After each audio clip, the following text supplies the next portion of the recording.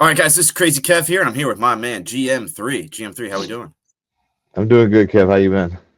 Doing good, man. Can't complain. And obviously, you got a fight coming up with Brad Tavares. I mean, talk to us a little bit more about that matchup and how things are going for you. Yeah, I'm excited, man. It's great. It's going to be one of the few times, if not the only time, I'm going to fight somebody that has more UFC fights than I do. So it's kind of cool to face off another guy who's been there, done that, and enough another really tough guy that I'm going to have to face. Obviously, our paths to victory are pretty clear on paper, but I'm excited to get in there and mix it up. Yeah, no, we're definitely looking forward to seeing you mix it up, no doubt about it. And obviously, this doesn't really matter too much, but I'm just curious. The odds makers are not really too nice to you. They always like to make you the underdog. Do you think you're going to be the favorite in this one, or what? I highly doubt it. I don't I ever think really you will. expect to be the favorite at this point. So Okay, all right, fair enough, fair enough. I actually do think you will be the favorite in this one, but we'll see. And another thing I was curious about, obviously with this training camp coming up, I mean, who you kind of training with to kind of get prepared? so was it kind of near the end of the year? I moved back to Wisconsin, and now I'm training back at VFS or Valley Flow Striking. So I'm training with Bilal Muhammad and Charlie Radke. And all the killers they got down there. Those are the bigger guys, but they have a lot of people. You know what I mean? They have Yair Rodriguez, they have Juliana Pena. They got a couple other guys that are like newer in the UFC, so it's a great place. Yeah, no, it definitely seems like it, no doubt about it. And when it comes to training with these guys, I mean, how do you think it's kind of elevated your game since kind of switching over there? One thing I think it's really helped is cardio and just movement in general because they don't really have a lot of big guys, and they kind of treat me like I'm a 25er and I'm not. So if I can keep that high pace with middleweights, I think that'll be a big advantage for me.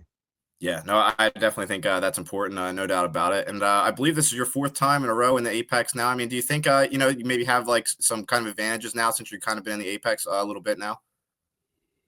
Oh, I don't know if I have any advantage, especially against Tavares. Like I'm pretty sure he lives in Vegas, and he's been to Apex before too. So Fair I think we're enough. probably even on that one. But it is nice. It as much as I love fighting in front of a crowd and going to a new city and seeing stuff. There are upsides to fighting at the Apex for the fighters specifically. For fans and stuff, as far as production quality goes and everything, like the crowd does make it more exciting even on TV. But for us, it's like the PI's there. Anything we need from the UFC is readily available, and we don't get taxed as much because it's in Vegas. So, as much at this point, it'd be nice to get on the road again. But if I have to fight at the Apex, I have to fight at the Apex, and I'm happy to do that. Yeah, no, I hear you. Fair enough. But after a win with Brad Tavares, you would think you could maybe be in the crowd next, right? Yeah, yeah, I would sure hope so. I mean, we'll see what happens. I'm sure I'll be with some of our guys that are on that May 10th card, just coaching and helping out. So it'll be fun to at least be around there in Canada. But as far as the fighting goes, yeah, if I could get on, even if it has to be in Vegas still at the T-Mobile, that would even be a nice change of pace. Yeah, no, that's definitely good to hear, no doubt about it. And Brad Tavares, he's obviously been fighting for a long time, kind of like you mentioned. Do you think maybe if you pick up a win here, this could potentially be like one of his last fights in the UFC, or maybe even in MMA? Oh, I have no idea. I mean, we're I think we're only days apart in age, Uh, so I would say we're definitely on the back half of our career or the back end of it, but I don't know that he's planning on being done or anywhere close to being done. Like, I'm like I said, I know I have some years left. I'm just definitely like not as many as I've had, but I'm still going to be around for a while, so I wouldn't expect that this would be his last fight. Good. Yeah, that's definitely good to hear. No doubt about it, because he's always a fun fighter. Now, you mentioned a little bit that you've done some coaching a little bit. I mean, do you think that could maybe be a path you could kind of have when you're all done your career as well? Yeah, I mean that's definitely part of what I would like to do after I'm done fighting is, have my own gym and teach. As far as coaching fighters, I'll kind of play that by ear. That for better or worse, you got to have a really unique situation to have that job and like have it pay the bills. You know what I mean?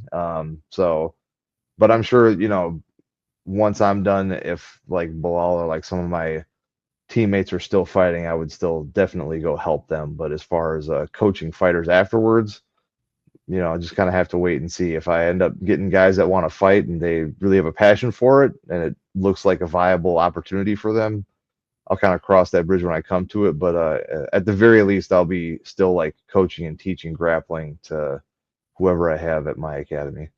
Yeah, no, that's definitely awesome to hear. No doubt about it that you'll be coaching because you definitely have a lot of skills, no doubt about it. And another thing I was curious about, obviously you fought RDR and he's a beast. But I mean, what do you think you kind of maybe learned from that last performance? Well, you know, specifically for him, like the reach was a lot different in the fight than I thought it was going to be. So that was one big thing is, I got dropped in the first round because I kind of thought like, oh, I'm out of range, and then I wasn't out of range at all. So I kind of caught, it's a good reminder, even with all the fights I have, to always make sure you're on your P's and Q's of your defense. And then the last sequence where I shot in, where it was like I kind of took it into my own hands. Like if I would have finished the takedown and got on top, I probably could have won the fight, just maintaining top position. But it also gave him an opportunity where, maybe you never know, but maybe it could have been different if I just pressured with a clinch or pressured with the stand up. So, another good reminder to like pursue the fight where you're winning it. But those are all things I can take into this next one. Yeah, no, I definitely agree, no doubt about it. I'm definitely looking forward to seeing the growth. Now, with RDR, he's kind of been growing a little bit. Now he has the main event with Bo Nickel. I mean, how do you kind of see his career going? Do you think he can maybe be like a title challenger, a top five guy kind of deal? Oh, is that a main event? Yeah, yeah. Or I Oh, no, no, it's nice. not main event. Or I think it's like one of the top fights at least. Well, yeah, I figured it's on the main card, but yeah, Two main, maybe. yeah, but I saw that was a fight that they had on the book. So yeah, it should be a good fight. It should be fun. I've for sure trained more with the Ritter, and I've moved around with Bo a little bit, but it was years and years ago. But like that's one I genuinely don't know. I don't know. You know what I mean? They're both good at grappling, obviously different aspects of grappling. Um, but the last time I moved around with Bo, I don't even know if he had started fighting yet, or maybe he had just started, but he was still very, very new. And I would imagine a lot has changed in his game since then. So it's kind of like hard for me to compare, but I'm excited to watch just like everybody else.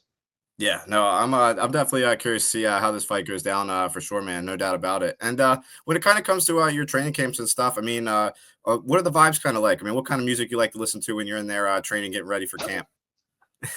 Well, I don't always have control of the speakers, but I don't know if you are familiar with the roster at VFS, but it's a lot of music that is not in English. So it's not saying anything bad. It's just it is what it is. There's a lot of Hispanic music going on in there. So I've been getting my like 1/4 polka, like old school bop bop groove on with like Spanish in the background.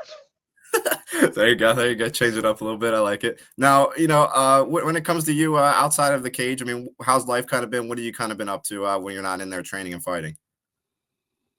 I mean, just normal dad stuff. Nothing too exciting.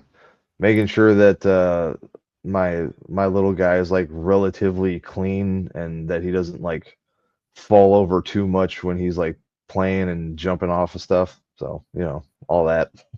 Yeah. No, there you go. That's it sounds like a good time, no doubt about it. Now, another thing I heard you mention in your James Lynch interview, you said you were training with Paulo Costa a little bit. What was that kind of like to meet him and train with him for a little bit? Oh, it was great, man. Yeah, he happened to be in town. I think he went to Valley like maybe 2 or 3 days. And I happened to only just I trained there in the mornings for the pro practice, and he was only able to make well, at least I was only there for one of them that he was at. So we got to train one day, and it was good. You know what I mean? Obviously he's a very good fighter. It's another like big body, so it was nice to go with somebody that's another high caliber UFC guy that's a middleweight. and really great just training etiquette. You know what I mean? Like we're both pushing each other. No one's conceding anything, but if one guy gets an advantage on the other, it's not like he was spazzing out or like freaking out, getting upset if I got to move, or like if he got to move, he wasn't like being a dick about it. So it was like just a good overall good training session, good back and forth, and it was a pleasure having him. Yeah, well, that's definitely some good news to hear. No doubt about it, and I hope Paulo gets some fight news soon for sure. And another thing I was curious about, speaking of training, I mean, who are maybe some of the best guys that you've maybe grappled with in terms of training? Like just ever. Yeah, just anybody. Let's see. I've trained with Rafael Lovato. He's obviously very, very good at grappling. Oh yeah. We've rolled just jujitsu and we've done like some MMA-ish training too. When I was at Fusion XL, I got to roll with Adolfo Vieira, who's he's really, really good on the ground also. RDR, obviously we fought and we trained together. He's, a good, maybe not the same amount of traditional jiu-jitsu accolades as the first guys, but still, I'd say he's right up there, especially in terms of like MMA grappling. Um, I've worked a little bit with Bo. Bo is a good grappler in the sense of like his wrestling is solid, his positioning is really solid. I'm sure his jiu-jitsu has like caught up a lot since I've last seen him, so that's another good one. Ben Askren was a training partner of mine for a long, long time, and he's just one of the most unique slash annoying styles of person to like move with because he just never stops and you like never get a break. Even if you're in a good position, you still got to work the whole time. um it's a guy that's like still coming up would be Jordan Newman. His jiu-jitsu's gotten a lot better. He's an alternate for the PFL in the tournament at 85, and stud wrestler. His grappling's coming along really good. He's like his technique is top notch, and he's like a freak of nature when it comes to strength. Like, yeah, I've trained with people at the highest level all over the world, and this dude is like just ridiculously strong. It's nuts. And Nice. then yeah, a lot of guys, and my guy, JP St. Louis, who I've like, really trained him up from an early time on, and he's now at Fusion XL. It's his home base, but his grappling has like come a long, long way, and hopefully everybody will get to see that on a big show soon. Yeah, no, that definitely was a good group of guys, no doubt about it, that you listed. Now, you mentioned all these guys were from training. Now, when it comes to your fights, who do you think was maybe the best grappler of fights? And obviously you mentioned RDR, but I didn't know if there's maybe anybody else. Yeah, I'm trying to think. I can't think of anybody that I've had a fight with where they were like supposed to be like a stud grappler. I know when I fought Fabinski, he was supposed to be like a really good wrestler, which is still grappling technically. Um, but yeah, RDR obviously is a big one. Uh, Kevin Holland was a lot better grappler than people give him credit for. And like I know it's like he hasn't always had the best luck with certain guys that he's grappled, but if you look at his resume, like he's done well on the ground, and like the guys that he's lost to on the ground are like really, really good. So, and that was like a fight where like I feel like I could have done better if I had been if I had been like training like normal, but either way, he's like a very good scrambler on bottom and avoiding getting caught in certain things. And like obviously, most people, if I get him on the ground, I choke him. You know what I mean? And he did a really good job not letting me get what I wanted. So that was another honorable mention there. But yeah, as far as fights goes, I would think, unless I'm really missing something, I would think RDR's got to be at least for my UFC career, he's probably got to be the better guy that I've gone against. Fair enough. No, it's definitely pretty cool that you mentioned Kevin Holland, and obviously with him fighting UFC London with Gunnar Nelson. Do you think he's able to pick up the win? Do you think his grappling is going to be good enough to beat Gunnar Nelson? Yeah, I think Kevin Holland's game enough to beat anyone on any given day. And obviously, if they have a jiu-jitsu match, my money would be on Gunnar.